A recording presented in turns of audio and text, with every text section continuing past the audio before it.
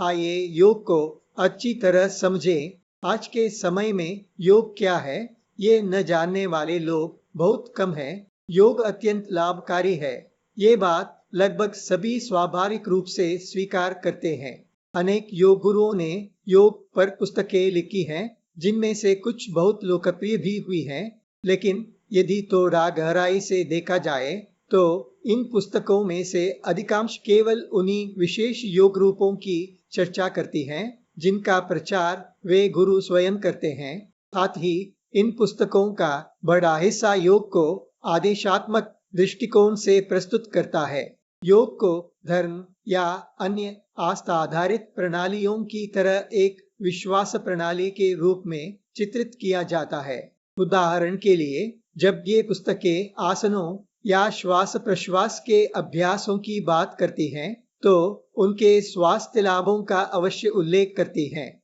लेकिन ये अभ्यास बताए गए परिणाम कैसे उत्पन्न करते हैं, इसका तर्कसंगत विवरण बहुत कम मिलता है। अपने दावों के समर्थन में प्रयोगात्मक प्रमाण भी बहुत कम दिए जाते हैं। कुछ गुरु परस्पर विरोधी अनेक अवधारणाओं और दृष्टिकोणों को बिना किसी स्पष्ट विवरण के एक साथ प्रस्तुत कर देते हैं और पाठकों को अतिशयोक्ति में डुबो देते हैं। वे कॉस्मिक एनर्जी, अतिचेतन, अतीन्द्रिय जागरूकता जैसे शब्दों का प्रयोग करते हैं, लेकिन इनके वास्तविक अर्थ क्या है, ये बहुत कम ही स्पष्ट किया जाता है या परिभाषित किया जाता है। आधुनिक चिकित्सा शब्दावली या क्वांटम भौतिकी के सिद्धांतों से जुड़ी अस्पष्ट उपमाओं का उपयोग करके ये गुरु अपने रहस्यमय सिद्धांतों को वैज्ञानिक आवरण देने का प्रयास करते हैं। योग की इस प्रकार की व्याख्या से दो प्रमुख समस्याएं उत्पन्न होती हैं।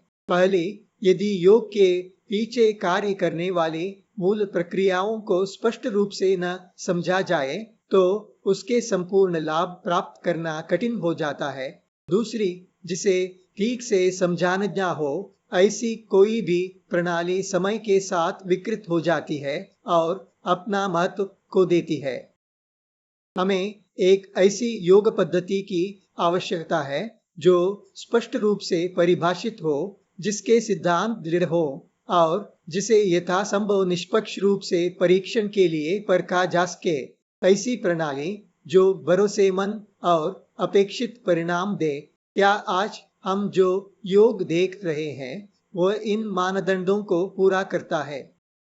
अधिकांश लोगों के लिए योग का अर्थ शरीर केंद्रित अभ्यास, कुछ आसन या श्वसन क्रियाएं ही होता है। ऐसे लोगों का उद्देश्य प्रायः शारीरिक स्वास्थ्य और शारीरिक क्षमता को बनाए रखना होता है। स्वास्थ्य और शारीरिक क्षमता निस्संदेह महत्वपूर्ण है, लेकिन योग केवल वहीं तक सीमित नहीं है। योग सामान्य स्वास्थ्य वृद्धि से लेकर तनाव निवारण, एकाग्रता वृद्धि, मानसिक क्षमता का विकास, अवर्णनीय आनंद का अनुभव, परम साक्षात्कार और अंततः अधिक शांत तथा रहने योग्य संसार के निर्माण तक अत्यंत व्यापक उपयोग रखता है। लेकिन इनमें से कुछ योग के वास्तविक लक्ष्य नहीं है। ये तो योग का ईमानदारी से अभ्यास करने पर स्वाभाविक रूप से प्राप्त होने वाले उपपल मात्र हैं। इसे हम आगे देखेंगे।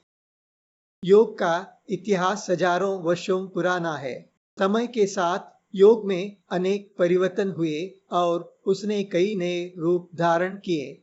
आज के समय में जिसे योग के रूप में प्रस्तुत किया जा रहा है, वो विराट योग का केवल एक संक्षिप्त रूप मात्र है। तो फिर वास्तव में योग क्या है? योग के मूल प्रवर्तक के रूप में व्यापक रूप से स्वीकार किए गए पतंजलि योग को इस प्रकार परिभाषित करते हैं। योगा चित्तवृत्ति निरोधा।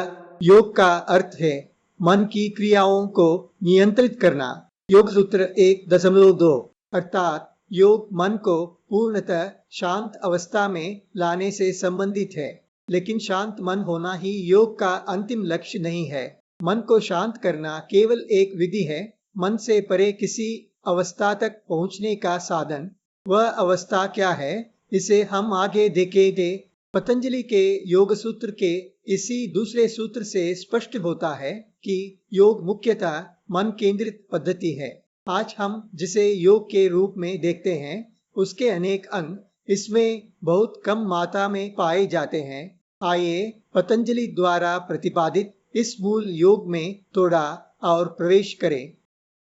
पतंजलि का योग उसके योग सूत्र नामक ग्रंथ में वर्णित है। ये कुल 195 सूत्रों का संग्रह है। सूत्र का अर्थ है कम शब्दों में गहन अर्थ को समेटे हुए संक्षिप्त अभिव्यक्ति। ये सूत्र 4 अध्यायों में विभाजित है। समाधिपाद, साधनपाद, विभूतिपाद और कैवल्यपाद। इन अध्यायों के बीच की सीमाएं बहुत स्पष्ट नहीं है। विषय कई बार अध्यायों की सीमाओं को पार करते हुए प्रवाहित होते हैं। ऐसा प्रतीत होता है कि मूलतः ये एक सतत ग्रंथ था जिसे बाद में किसी ने विभाजित किया।